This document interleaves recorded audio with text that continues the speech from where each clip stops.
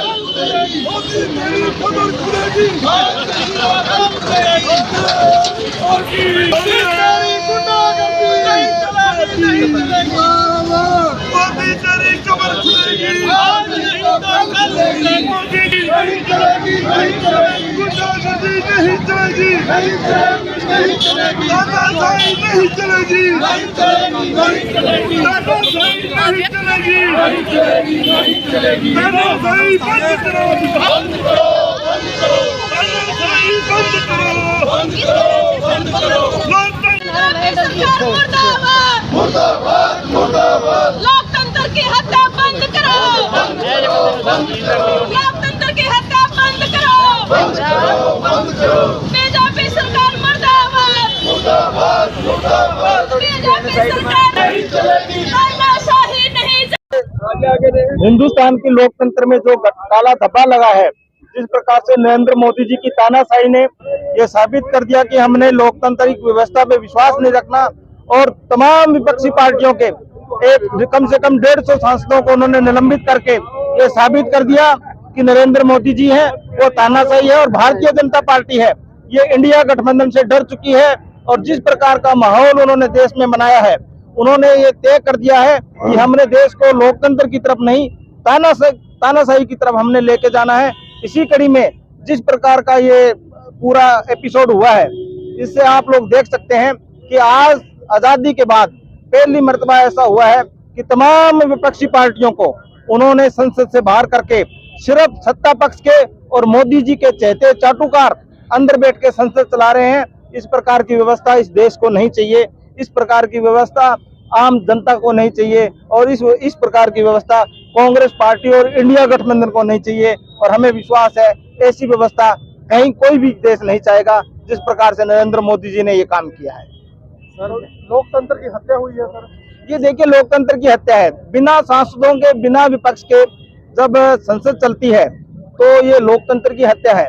आप ये समझिए कि पूरी आप अगर वीडियोग्राफी देखोगे तो कुछ सांसद बिल्कुल बोले भी नहीं, जिन्होंने कोई बात भी नहीं की उनको भी सस्पेंड कर दिया गया है। यानी उनका एक ही ये ध्येय था कि जिस प्रकार से 19 तारीख को पहले ही तय हो गया था कि इंडिया गठबंधन है बड़ी मजबूती के साथ अब आगे बढ़ रहा है और उनका जो गठबंधन है वो सिरे चढ़ रहा है। ये मोदी जी की हड़बड़ाहट है, मोदी जी इससे घबरा चुके हैं और उन्होंने ये देश की जनता को दिखाने की कोशिश की है कि मैं दबा सकता हूं सांसदों को, मैं दबा सकता हूं भारत के लोगों को। परंतु ये लोकतंत्र है और इसमें जब जनता है जो मत देती है बड़ा सोच समझ के देती है, उनको ये नहीं पता।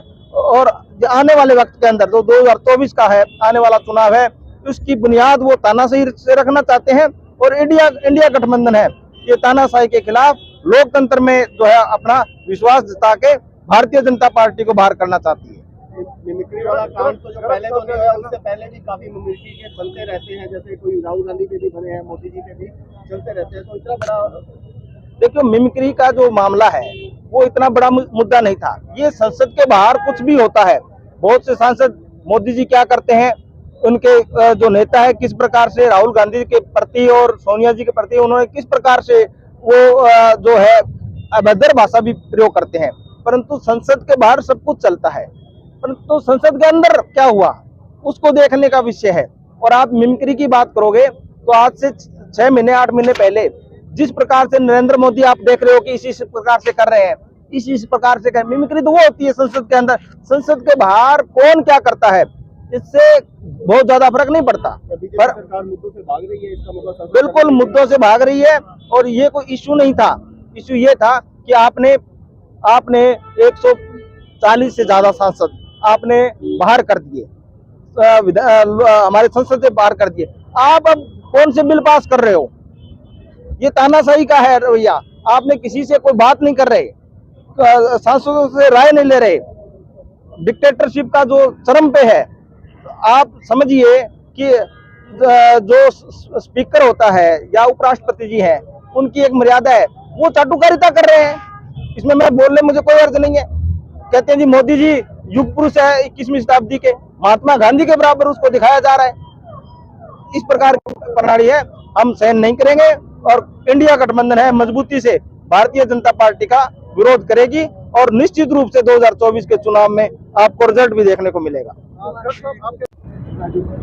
ये भारतीय जनता पार्टी सरकार के खिलाफ पूरे देश के अंदर आज जोरदार प्रदर्शन जिला हेडक्वार्टर पे हो रहा है।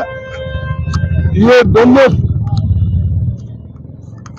सदनों से जो 146 सांसदों को इन्होंने जो सस्पेंड किया है, पूरी तरह से लोकतंत्र की हत्या करने का काम भारतीय जनता पार्टी ने किया है। ये वो तानाशाही सरकार है, हिटलर से भी खतरनाक प्रधानमंत्री नरेंद्र मोदी है। वो लाठी डंडे के जोर पर सरकार को चलाना चाहता है। ये लोकसभा के अंदर और विधानसभा के अंदर जनता की हित की बात नहीं करेंगे, मुद्दे की बात नहीं करेंगे। जब विपक्ष उसे पूछ रहा था भाई सदन में सूक्ष्म में चूक कैसे हुई, उसका जवाब रक्षा मंत्री दीजिए, रक्षा मंत्री ने कोई जवाब नहीं दिया। 4 लाख की सिक्योरिटी होती है, जब वो सदन की सुरक्षा नहीं कर सकते तो आम जनता की सुरक्षा ये सरकार कैसे करेगी? ये बहुत बड़ा चिंता का विषय है। और साथ ही जब मुद्दे की बात आती, महंगाई की, बेरोजगारी की, खराब कानून व्यवस्था की, किसानों की, मतलब उस पर चर्चा नहीं, उस पर कोई चर्चा नहीं। चर्चा करेंगे तो उनको नेम कर देंगे, ये उनका एक काम है। और कहते थे मोदी साहब किसान की आय 2 गुना करूंगा, कर दी 2 गुना, खर्चे 2 गुना कर दिए। यही मोदी साहब थे 2014 में कहता था आज साल 2 करोड़ युवाओं को नौकरी दूंगा। भाई कहाँ नौकरी? नौकरी देने के बजाय इन्होंने नौकरी छीनने का काम किया है। और यही मोदी साहब जब संसद चलता है उससे पहले बोलते हैं हर विपक्ष को बोलने का मौका देंगे, हर एक विपक्ष को अपनी बात रखने का मौका देंगे।